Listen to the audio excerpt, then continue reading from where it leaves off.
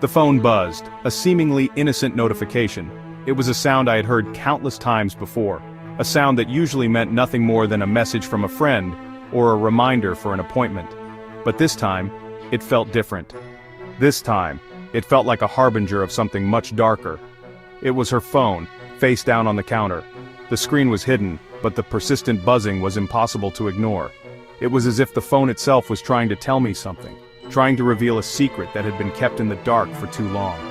An itch, a whisper in the back of my mind, urged me to look.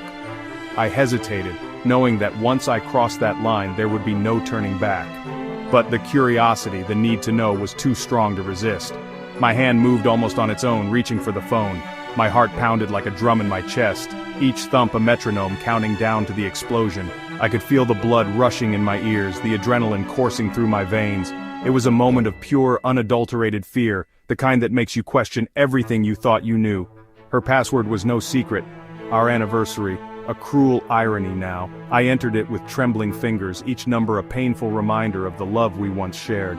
The screen unlocked, revealing a world I was not prepared to see. "I can't wait to see you again, you drive me wild." The words stared back at me, mocking me, taunting me. They were a dagger to my heart, each letter a twist of the blade. I read them over and over, hoping that somehow they would change, that they would make sense. The words seared themselves into my brain. I couldn't escape them, couldn't unsee them. They were burned into my memory, a permanent scar that would never heal. My mind raced, trying to piece together the fragments of my shattered reality. A name I didn't recognize, a name that meant nothing to me, but everything to her. Who was this person? What did they have that I didn't? The questions swirled in my mind, each one more painful than the last. My world, our world, crumbled. The foundation of trust we had built our relationship on was gone, replaced by a chasm of betrayal and deceit.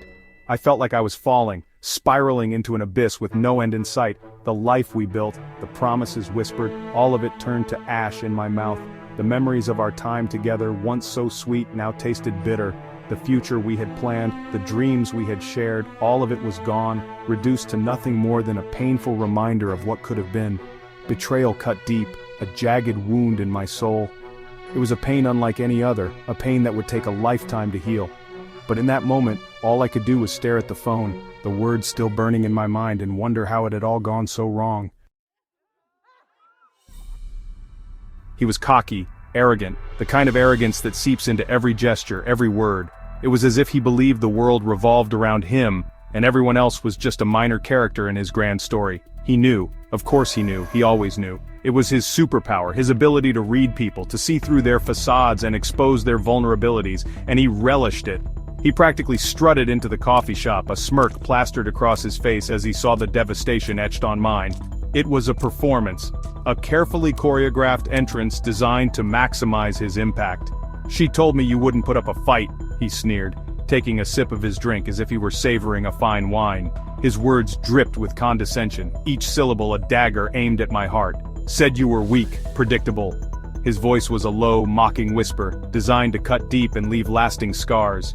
He enjoyed this, the power he held over me in that moment. Each word was a punch to the gut, a confirmation of my worst fears. It was as if he had reached into my soul and pulled out my deepest insecurities, laying them bare for all to see. I wanted to lash out, to scream, to inflict pain in return. The rage bubbled up inside me, a volcanic force threatening to erupt, but I knew that was exactly what he wanted, and I refused to give him the satisfaction. But all I could do was sit there, paralyzed by the sheer audacity of it all.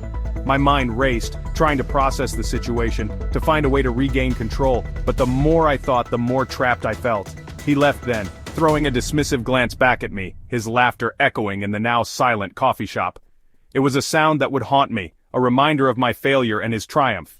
But in that moment, a fire ignited within me, a determination to rise above and prove him wrong. Days bled into weeks, each one a struggle to breathe, to function. The betrayal was a constant companion, a shadow that followed me everywhere I went. Anger warred with sadness, a toxic cocktail that left me drained and empty. Friends offered platitudes, empty words that did nothing to soothe the ache in my heart. But amidst the wreckage, a flicker of resolve began to burn. I wouldn't let him win. I wouldn't let them win. This wasn't the end of my story. I would rise from the ashes, stronger, more determined than ever before.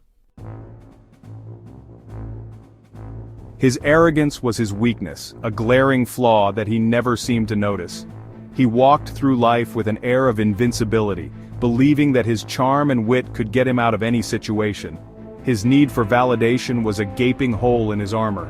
He thrived on attention, basking in the glow of admiration from those around him. Every compliment, every nod of approval was like fuel to his ego. He lived for the applause, the adoration of the crowd. It was his lifeblood, the very thing that kept him going. But in that need, I saw an opportunity. That's where I would strike. I started subtly, planting seeds of doubt in the minds of those around him. A whisper here, a suggestion there, all designed to make them question his authenticity. Whispers of inconsistency in his carefully crafted persona began to spread. His work, his relationships, his entire life started to show cracks. The stress was palpable, and it was only the beginning. His carefully curated online life, once a fortress of his image, became my weapon. I used it to highlight every flaw, every misstep, turning his own creation against him. It was a slow, methodical process, like watching sand fall through an hourglass.